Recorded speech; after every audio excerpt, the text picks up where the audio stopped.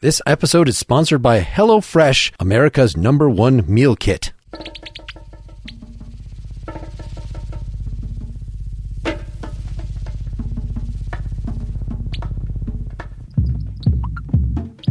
You're listening to Nakedly Examined Music, a podcast about songs and songwriters. My name is Mark Linsenmeyer.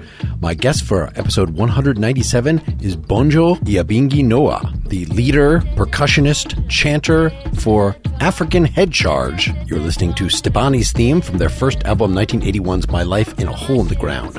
The band is a partnership with the British producer Adrian Sherwood, where they bring in lots of guest musicians. Before that, he started in the 70s as a percussionist playing numerous sessions. He was a drummer with the reggae band Creation Rebel until he became a band leader, fronting his own reggae outfit as Noah House of Dread for an album and a single in 1980, and then starting African Head Charge, which has now had more than 20 releases. The most recent being a trip to Bolgatanga. From this year, we're going to discuss the track Microdosing, then we'll look back to their last album, Voodoo of the Godsent from 2011. The song is Fear of a Man God, and look all the way back to 1990 from the album Songs of Praise, which seems like it might be their most popular album. The song is called Orderliness, Godliness, Discipline, and Dignity. We're also going to talk about Children of Misery, a track by Noah House of Dread from that one album, Heart, 1980. We'll conclude by listening to A Bad Attitude, also from that new album. For more information, look up African Head Charge or Noah House of Dread on bandcamp.com. For more about this podcast, see nakedlyexaminedmusic.com, or to support the effort, go to patreon.com/nakedlyexaminedmusic, which will get you ad-free episodes and my detailed episode notes with song breakdowns. So I will have played a little bit of, is it Stebani's theme? Stebani's theme. From My Life in a Hole in the Ground, 1981, to orient people as to where you started. Although I understand that you were, for another 5 years before that? You were in Creation Rebel? Yes. Was that the first sort of professional thing that, just being a percussionist in somebody else's band? Is that how you... No, I've done a lot of session work with many different people. I'm from Desmond Decker, the Foundations, and so forth. So that's going back to about when? 75 or so. It's from Dillinger, working with a band called Freedom Fighter, where I met Charlie Muscombe, the drummer from Creation Rebel. He was playing in both bands, Creation Rebel and Freedom Fighter. That time, Dillinger had a hit song called I Have Cocaine Running Around My Brain. It was a hit song. And we were like session musicians. So while I was doing session, that's when I met Foxy Drumming, who was working with Creation Rebel. So he brought me over to Creation Rebel, really. He's him, the drummer from Creation Rebel. And as far as you leading the band, was it Noah's House of Dread actually started first? While I was in Creation Rebel, when the bass player, Lizard, when he died, then I decided to record album under that name, Noah's House of Dread. I want to get soon to the new thing. Can you say a little about where you're at right now with African Head Charge and the new album before we hear Microdosing? Yeah, well, right now is the first album we've done for 12 years. The last one was Voodoo of the Godsent, yes? Mm-hmm. And then we haven't done one until now. All that happened was I was in Ghana for all that time. I have a family there, children, grandchildren and all that there. So Ghana is like my home as well. Apart from Jamaica, I came to London. Then from here, I went to Ghana. And so while I was there, we have the lockdown and all that kind of thing was going on. I couldn't come back. So I decided, okay, by then I was rehearsing and playing with some different drummers and learning their kind of drumming. So I decided to go in the studio with some drummer and do some drumming and some chanting. Doing that, I told Adrian what I was doing, and he suggested that I should collaborate with a guy called King Isoba, who is the king of the Kologo music in Bolgatanga, which is north of Ghana. So I went to Bolgatanga and I spent some time there. I got to know King Isoba, and then I went to the studio and do 2 tracks. And the other tracks, I did it in Accra with the Ga drummers. It's a different tribe. They call Ga. So this song, Microdosing, that we're about to hear, is that the Kologo doing the lead stringed instrument, or is that something else? Microdosing is a different thing. I'm talking about what kickstarted this new trip to Bolgatanga. when I went to Ghana and I went to Bolgatanga. Sure. Any introductory words before we hear Microdosing about that track in particular? What we're hearing, it's obviously very percussion oriented. Like the fact that you've got a repeating little lead string thing is sort of, to me, sounds like just an excuse to focus on this really cool percussion bed. Yeah, Microdosing is like, is a song that if you have a problem and you listen to it, you can put into a meditation, and that meditation can get you out of that stress situation or whatever. So that's what that is. Like a medicine. That music is like medicine. Like some people take drugs or drink or do other things to de-stress them. That microdosing is a music that if somebody play that song and just relax, it clears your head. You don't have to drink or take drugs or anything. You just sit down, close your eyes and listen to it. And the more you listen to it, is the more it kind of relaxes you, and it can heal. Like music is a healing music, microdosing.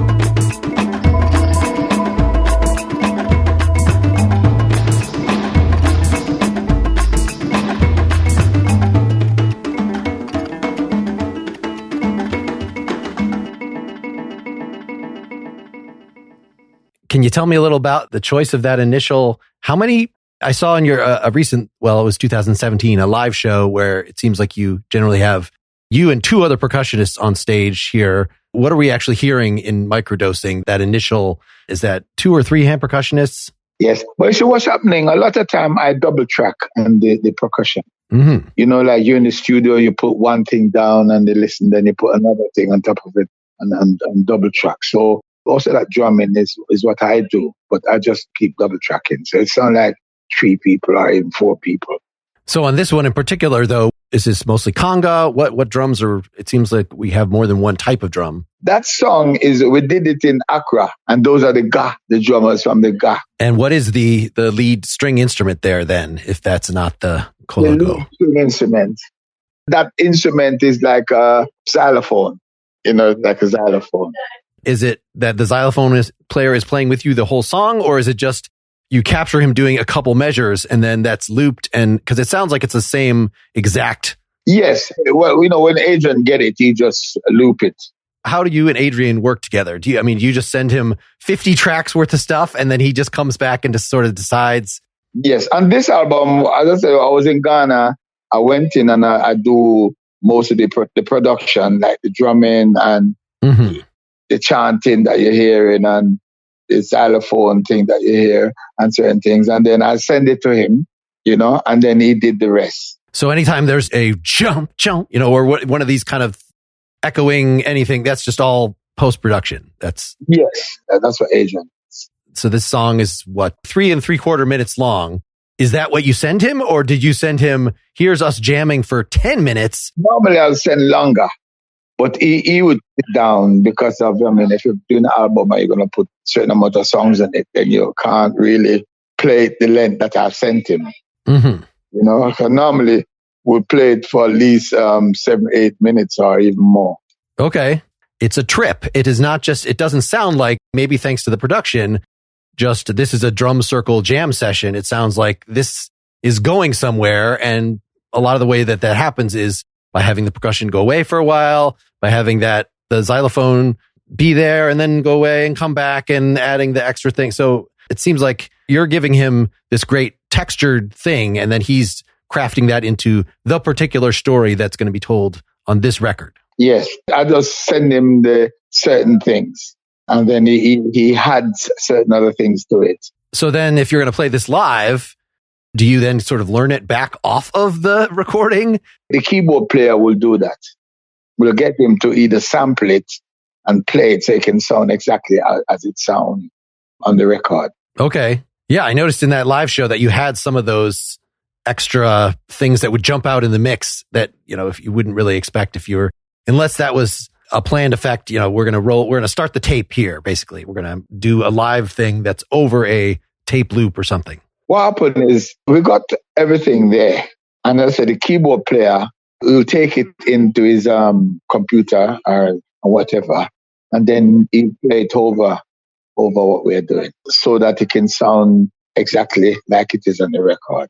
Because the thing is, even the drumming, sometimes we have about 6-7 different types of drumming on it, but we can't really bring 6-7 drummers live on stage. So sometimes some of the drumming, we have to put it in the machine. Where we put some in. Because at the moment, sometimes we have 3 Congo drummers on stage. Sometimes it's 3, but more time it's 2 of us. So anything that's missing, then we can add it through the machine. All right. And just to get a little more specific about, so there is at least 2 hand drums. And then there's something that sort of sounds like castanets in this song. Do you know what I'm talking about? Which instrument is that? It's, in Ghana, they have different things that they use. Yeah, I can't even remember the name of it. The guy just came with it and he played it. I thought, wow. He just had his bucket of percussion. Yeah, I've worked with percussionists like that just have a bunch of... Let me play we'll see how well you can hear this through the mic. So this is 37 seconds in where this keyboard comes in.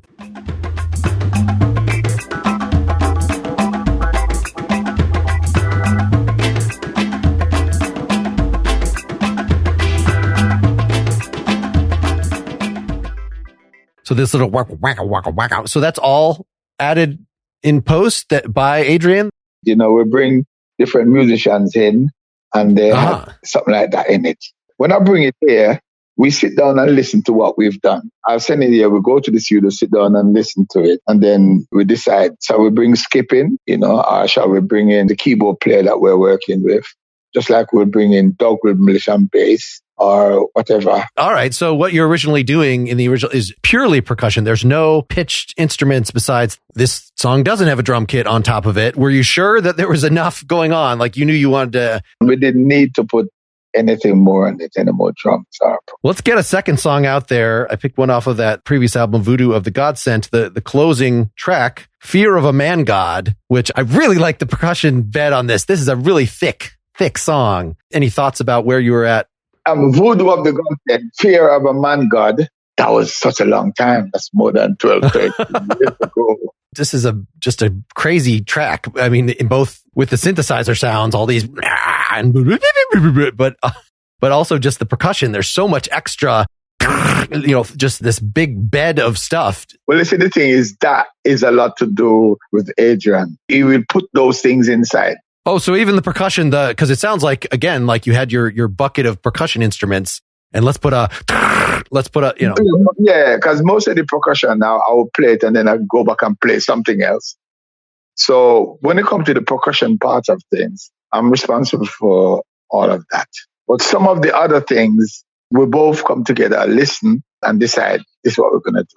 Yeah. So if you're sitting in front of you have your bed that you recorded and you're going to use that, I guess, is that always the starting point? Like with this song, do you recall that it was still just like Microdosing, you starting with some kind of percussion thing and then, okay, what are we going to do with this? That's the starting point. Normally, everything starts from the percussion. I would say 95% of things that we do is led by the percussion, starts everything, and then we build it and then build. We put on bass, then we put on different things.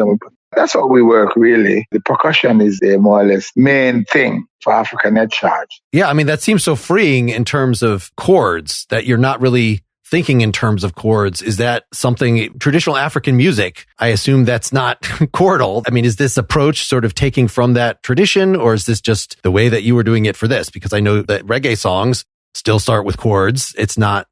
Yes. Most of it is our feel. Mm-hmm. It's a feeling. Sometimes we don't even know what we're going to do. You understand what I'm saying? We just go there and we just get a feeling and we just put it in and it works. So we say, yeah, that's, you know what I mean? It's not like you sit down and write a song or something like that. Sure. It's never been like that, We lay the percussion down and then we build the percussion up and then we start adding things.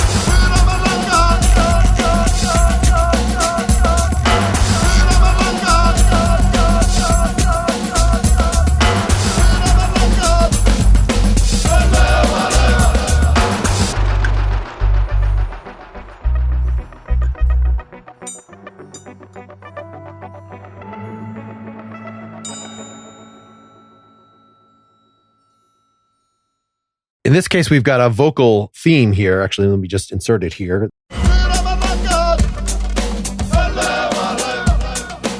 So it's just this repeating call and response thing. Was that a pre-existing sample? How did that bit come about? Do you recall? That one is a sample. Okay. And are these things Adrian is digging up, or are you going through old? Sometimes we listen to different samples and we decide, yeah, this one will suit this. I mean, in this case, it's the title of the song. It's the main thing that probably listeners are going to focus on, because it's a little hard to focus on a particular bizarre synth swoop or a lawnmower sound or a percussion track. So, I mean, does that create any problems? Like, do you know where this came from? Do you have to say, oh, it's a sample, so it's co-written by whoever did the original sample? Like, I can't remember who did those samples, but we know it. That sample is taken from somewhere. I can't remember.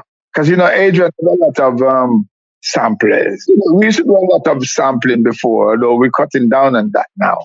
And we're doing natural chanting now. Most of the things that we are doing now, especially on the new album, there's not a lot of samplers in this one. It's like we're moving from one stage to another. At first it was mainly percussion, lots of percussion, and then samplers. Like Songs of Praise album, especially, there's a lot of sampling going on. Right. And some of it we'll hear one in a minute here, but, you can even hear the record scratch noises that, the fact that like it sounds very sampled. What about that? We played a little bit of Stebani's theme at the beginning. Was that someone you actually found to sing this line, or was that also a sample? No, I tell you what happened. No, that's a singing line. What happened? I went in the studio in Berry Street, and I had a friend. She was a friend of mine. She's from South Africa or Zimbabwe, or one of those African countries. And we were moving together as friends. And then I started to play a rhythm, a beat. And she recognized the beat that in where she comes from, they play that beat. And this is the song that they sing to this beat.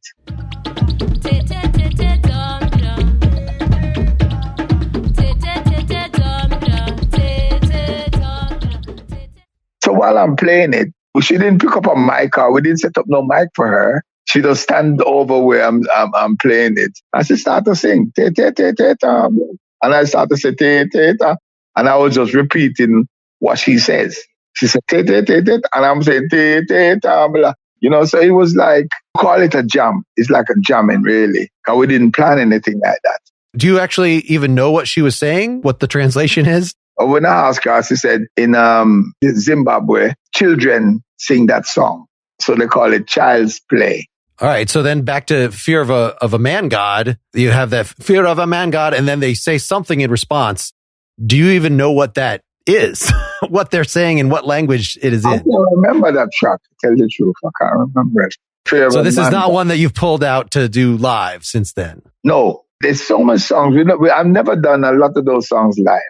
I think on that album, the only song I do live is the Te Te Te Te Tambla. Because don't forget, I've done 10, 11 albums, 12 or whatever. So I can only do certain amount of things. So I'll choose that song from that album. Well, and do you make space in the live set to have some that are improvised either for that show or for that tour? That, I have these guys together on stage and we're just going to write something. No. What I do, I have songs that I like more than some. Mm-hmm. And those are the ones that I usually bring together. And sometimes we have so many songs that sometimes it's not easy. I have to be dropping some songs and putting new songs in as well. Last week, I visited by myself my aged father in South Carolina and was charged with making sure that he ate things. Now, he is a picky eater, very health conscious. So what did I do? HelloFresh, which provides farm-to-table quality with seasonal ingredients. They're picked at peak ripeness, and they get to your table within 7 days for fresh flavor in every bite. The pre-portioned ingredients make it easy to get cooking quick, and I was able to make the cranberry thyme chicken with roasted broccoli, carrots, and onions quickly and with very little effort. And because I'm making this myself, not just ordering out, I could put in less salt. I could add extra broccoli that I had on hand. HelloFresh is 25% less expensive than takeout and also less expensive than grocery shopping and, of course, more convenient. Every week, HelloFresh has 40 recipes. There are always going to be multiple veggie and pescatarian options. There's always going to be something new to you. Like, for instance, they've just introduced new snack items. You could add like a s'mores bundle to your order. They've also added some entertaining options like a bratwurst bar with various fancy toppings, or they have a snack board with pretzel bites, spiced bar nuts, and hot honey peach jam. Go to HelloFresh.com/NEM16 and use the code NEM16 for 16 free meals plus free shipping. That's HelloFresh.com/NEM16. Use code NEM16 for 16 meals plus free shipping. HelloFresh, America's #1 meal kit. We're excited to feature a really funny podcast perfect for anyone who hates censorship called Band Camp, BANNED, hosted by the hilarious duo of Jennifer and Dan. Band Camp is a comedy podcast where they read banned books and try to figure out why they were banned in the first place. This season, they're reading Harper Lee's classic To Kill a Mockingbird, one chapter at a time, out loud. If you think banning books has a slippery slope towards a not-so-great future, then Band Camp is definitely the podcast for you.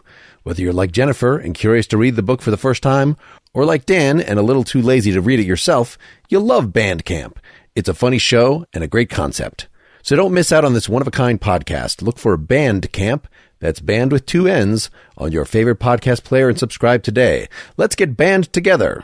Well, let's get one out from Songs of Praise, 1990. Was this, it looks like on Spotify that this is played more than other things. Was this a commercial high point for you, this around late 80s, early 90s? The song is Orderliness, Godliness, Discipline, and Dignity. We used to do that live, but after a while, we couldn't do it because we don't have enough time to do it, you know? So we had to take it out, put different ones in. There's a lot of songs like that, you know? We don't have enough time to play all of them. Sure. Before folks hear the song, can you characterize a little where you were at back in 1990 when this was going on in terms of your collaboration and how you were recording there? Because we got a lot of guitars in this one. We got 3 different guitars. Yes. And this sample at the beginning and this vocal lecture, I guess, that sounds very evidently off an LP. That's another sample.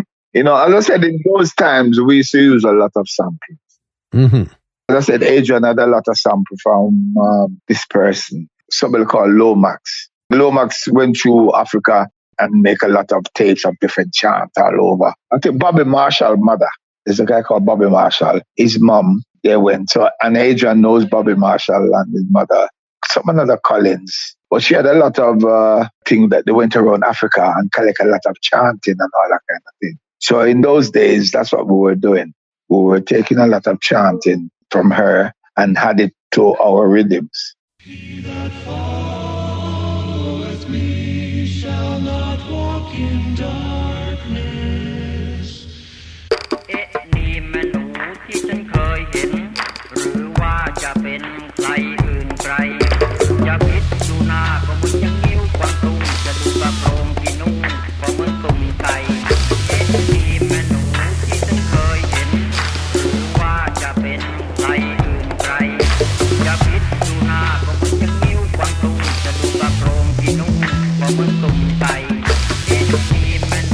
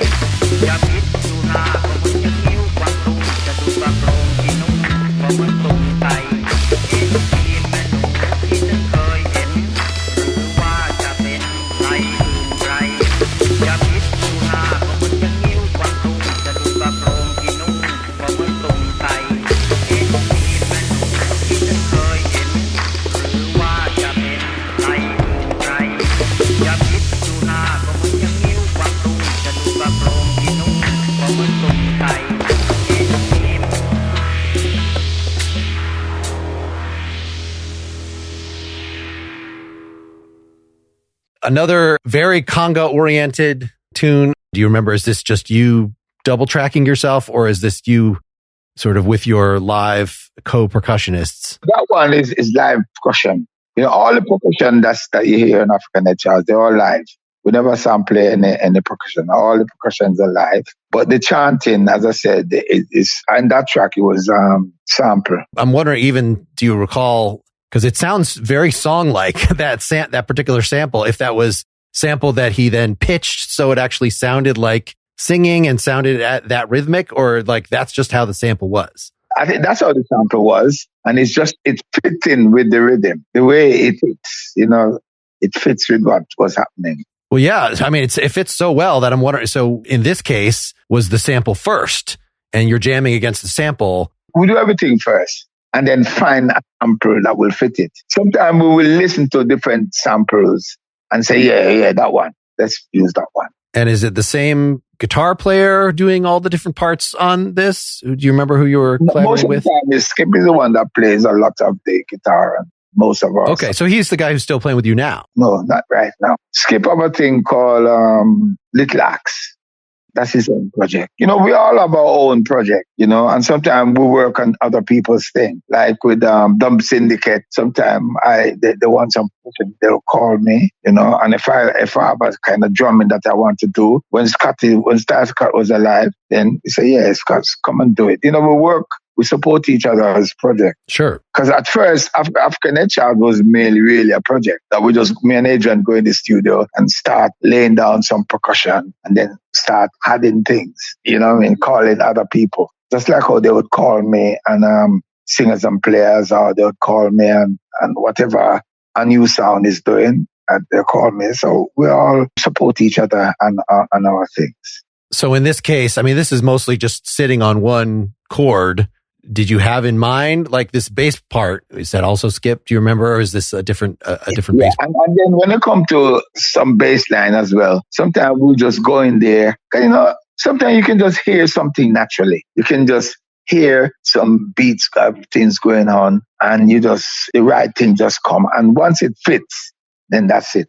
Well, and that was what I was wondering, is when you get Skip or a bass player, somebody to come in, do you often have, for instance, in this case, you sort of know what the bass line is going to be in your head, or maybe Adrian's even put it down as a synth part, but you haven't, it would sound better if it was electric, or do you just let them do whatever they want? No. Sometimes we have an idea and we'll tell him, and then he will improve on it. He will make it better than how you were thinking about. I might be thinking something and I would say to him, most of the time, he make it better than how we were thinking. Sure. And do you remember with this one or the other ones in this era, again, this is a pretty compact little song. It's a 3 minutes, 20 seconds. Was when you were laying down the percussion, would it be more typical that you would still lay down, 9 minutes or? Those ones, we don't really go that far. Okay. Because it's not you relating to some other musicians. Yeah, we know that we're going to do 5 minutes. So we just do it for 5 minutes. And sometimes for us to play it's a bit too long. So we know that we need 5 minutes. So we just play for 5 minutes and then we go back again and play again. Because the main thing is from you get the vibes down, get the foundation of the track down, then we can add anything. We just add things on top of things, on top of things. That's such an open-ended way of putting songs together. I could picture if you start with a percussion foundation, that single could be made into 10 different songs. Have there been multiple songs that actually are using the same basic thing, but then you just take them, or Adrian takes them? We play them. Even just, you have some tracks that have the same, like we have a bass drum, the big touch drum. And sometimes it will sound like another bass drum that I've played. Sometimes it could even sound like it. But we still play it in the song. Because when we're playing it, we want to enjoy the way it sounds.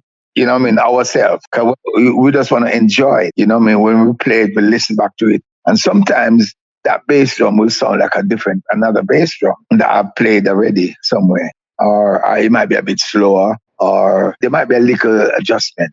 Sure. I guess that's the one thing that you can't fix in post, that if you don't have a good groove to start with, it's not going to get better, right? By adding more stuff that's got to be right at the beginning. That's why we concentrate on, make sure we get the good groove going. Something that's, even without the other instruments, is happening.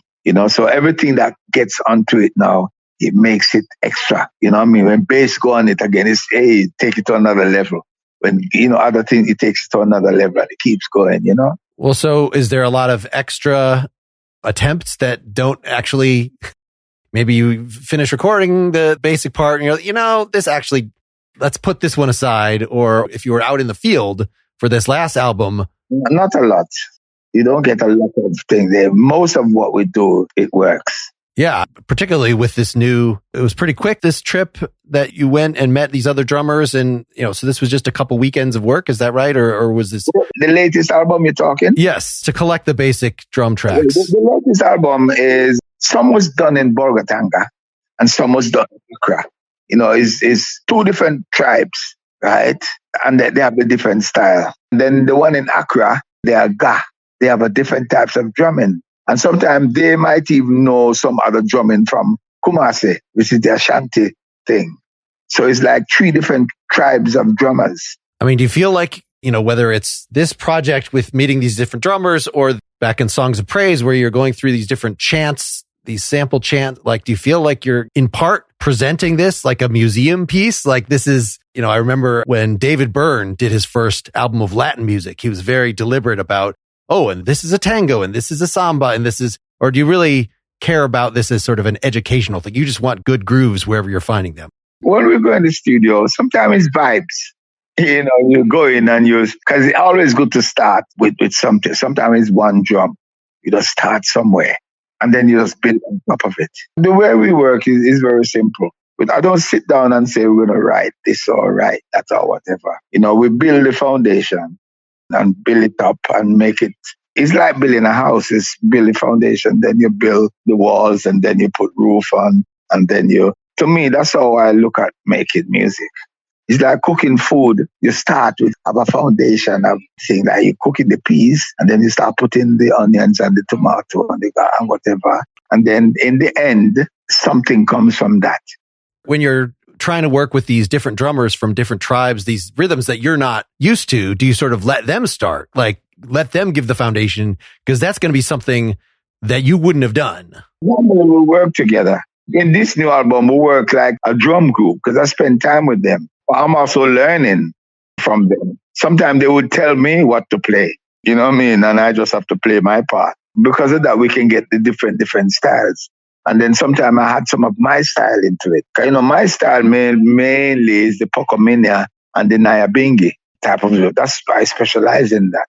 But at the same time, I learned to play different styles as well. And then I had what I've grown up with onto it. So that's why you'll find different types of drumming.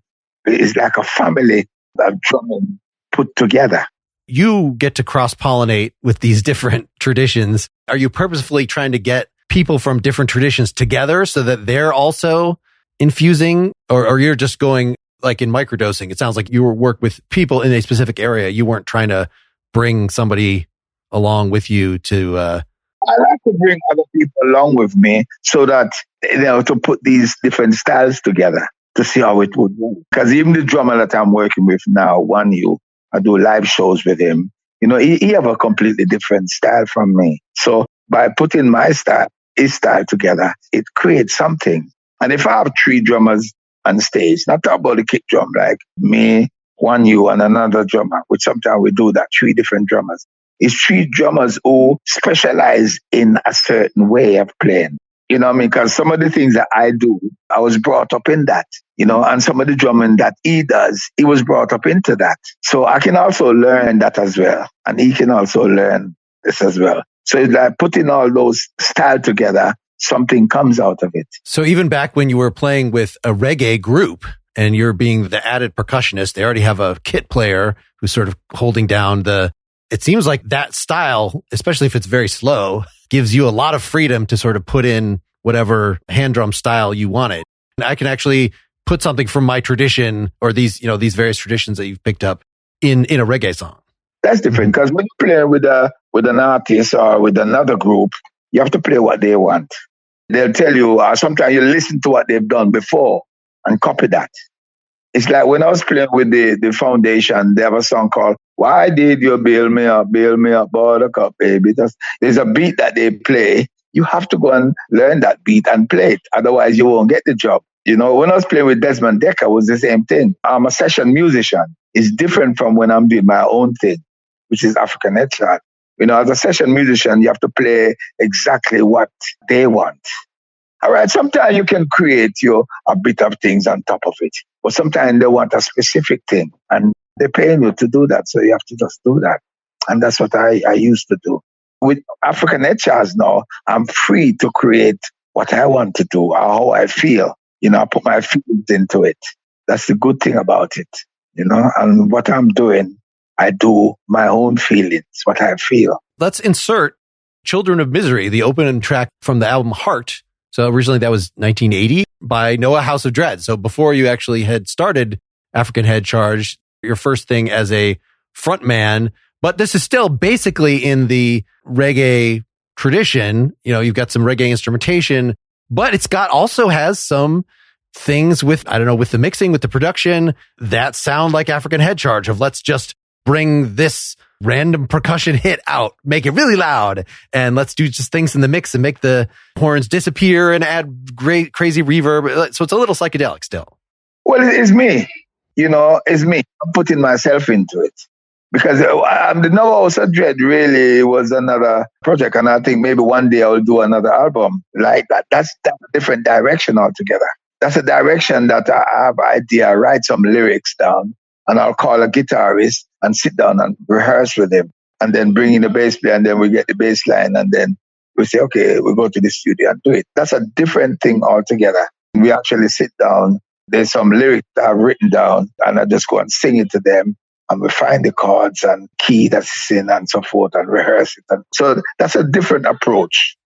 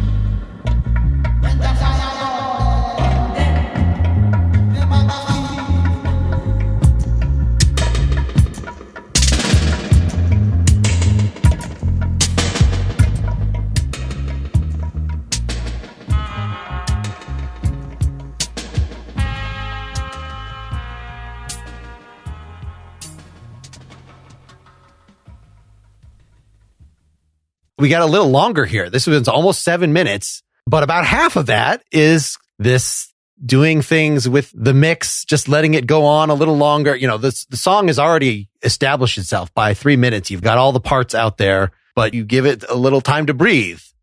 Do you remember? I know this was so long ago. Any of the decision making in recording this? Yes.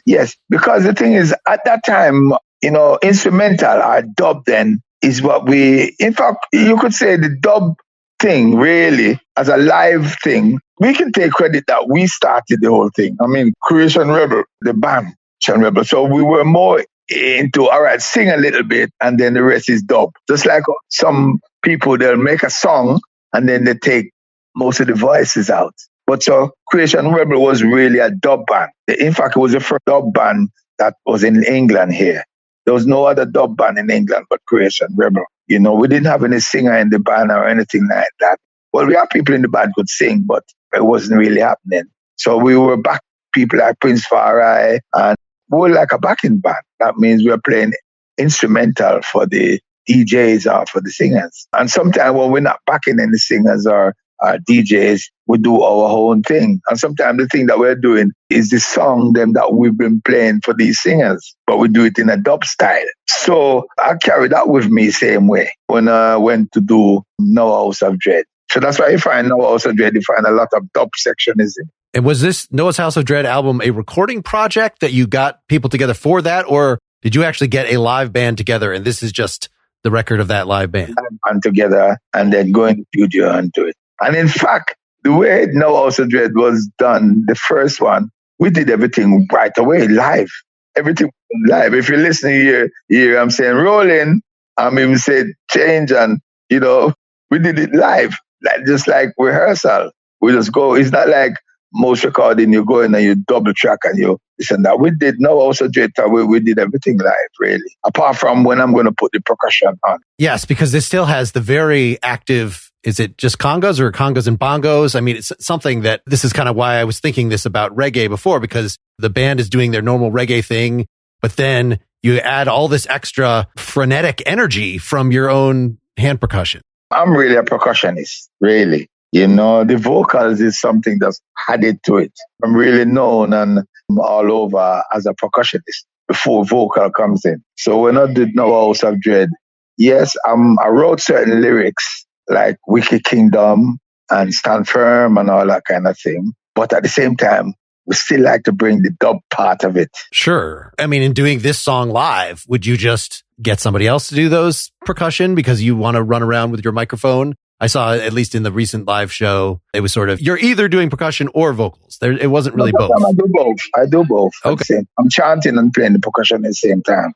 And you have sure, yes. Chanting, I guess, is a different thing than being a front man. I'll be singing, chanting. I use the word chanting really, because I never see myself as a singer. I say chanting and playing the percussion at the same time. Yes, that's what I'll do live. But if I'm recording, because recording now also dread, I do all the chanting. Then when all is done, then I go on the percussion over that. Whether it's tambourine or percussion or whether it's percussion. That is what I would double track. Or the horns. The horns is another instrument that I would double track. Because after we've done everything, then I'll go away and I see some horn players and I say, yeah, come on, hear this sound very, very. Practice it, and then we just go in the studio and put the horns on. So those are the instruments that we will double track. And the harmonies as well. You know what I mean? But the foundation of the song is laid on one time. The drum, bass, guitar, keyboard, or whatever, you know. That is laid down live. That's why the No Also Dread album sound the way it does. That's how the Jamaicans used to record at one time. When they was just using 4-track, everything would go down one time. Could only have a 4-track machine or a 2-track machine or whatever.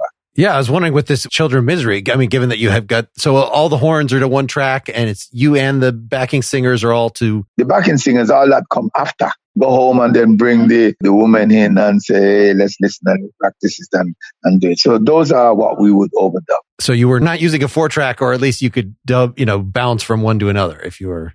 No. We have a proper studio, but somehow it just happened like that. I didn't think of anything. I just went in. And in fact, I felt good doing it that way because it was like live. And somehow I always feel when you do certain things live, it just become there's something when you do it live. There's something about. Well, and it's a very different if it's a bunch of studio musicians or even your band. You said this is a live band. Had you been playing this song, Children of Misery, for 6 months already with them, or for, at least? No. I tell you, this is the truth. I call the musicians them together. We have one rehearsal. Okay, all right. It's just one rehearsal of the album that I plan to do, right? Just like we're going to do a live show. Yeah. So you're still discovering things. It's an exciting time to record. I mean, either you want it to be really early or you want it to be really seasoned. The sort of in between, that's maybe when it is not as good. At that time, that's how it's done. After that, I start to do things different because I think that was my first production, my first time going to be lead something, to be the front man of something. So as I said, it went like that for the first time. After that, when I did the next No House of Dread, I actually did it with a bigger production, go back in and double track and, things like that. But the first one was and the whole album was recorded in one day, in that same evening. Ah, okay. Yes, one time. Well, then I would think, so the mixing then probably took as long as the recording then, if you're... Yeah, everything was done one time. Because at that time, I was taking the whole thing serious. This was going to be the band, right? But you hadn't even thought of African Head Charge. So this was going to be your future. I was thinking about African Head Charge. I was thinking of, creating a breakdown. Because the bass player died, right? And after that, I wanted to do something else. But I really wanted to do something that is me, something that I wrote and I create myself. Because even though I'm working with the band and I'm doing things, I was always writing things down. Like, oh, listen, last year I make her feel this way and stand firm, nobody make nobody fool you. And Children of Misery and all this. I was always writing. I'm like that. I write like a poem, like people write poem. I'm a person. Right. I'm always writing lyrics. And then after I write the lyrics, then I try to get a melody for it. Try to chant it with a melody.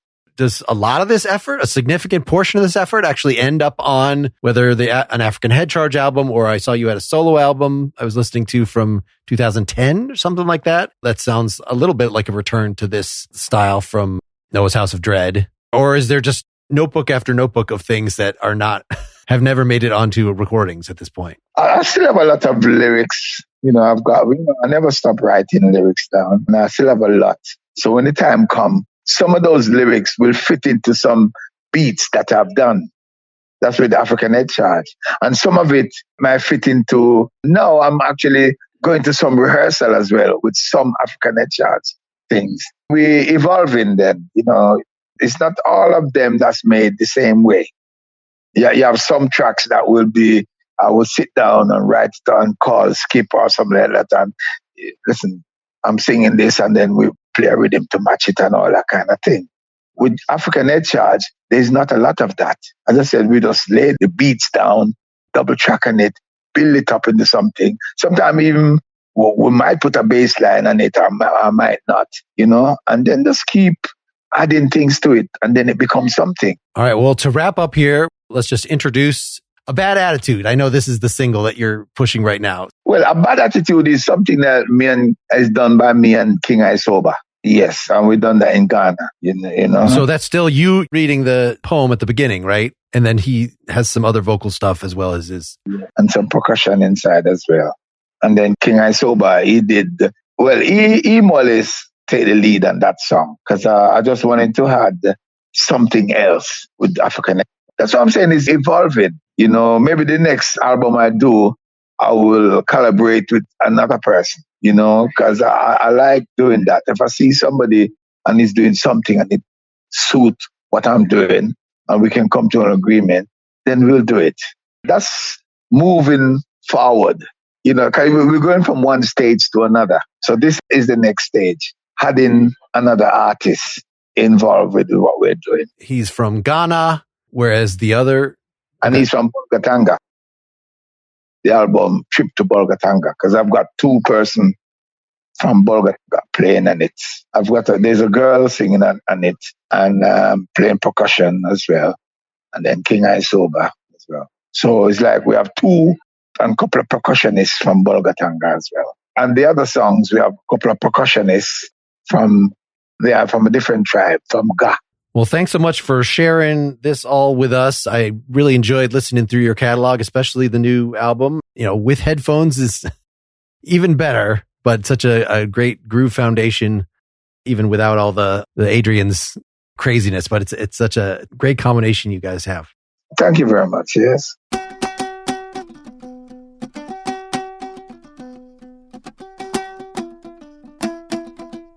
Yeah, man. A bad attitude is like a flat tire. You can't go anywhere until you change it. Arroyo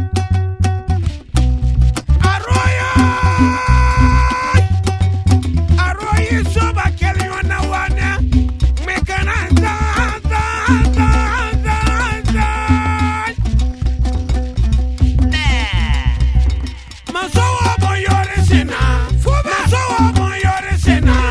I seen a body, yeah. I seen a body, yeah.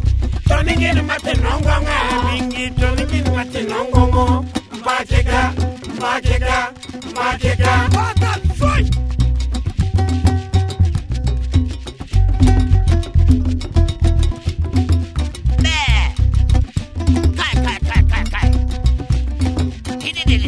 Yeah, man.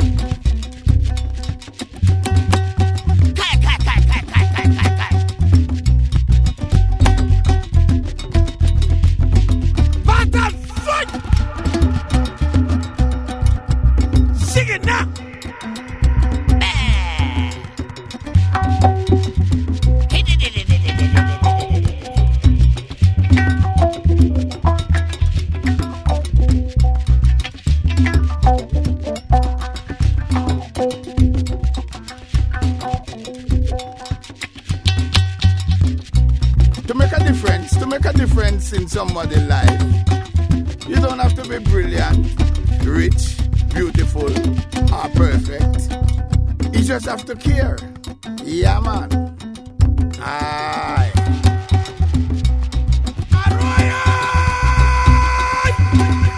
Arroyo soba kelly on a one. Make an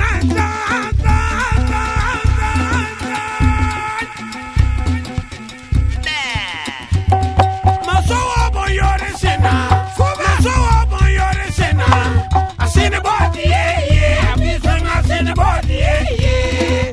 Turning in Matinonga, Bingi, turning in Matinongo, Magica, what the fuck?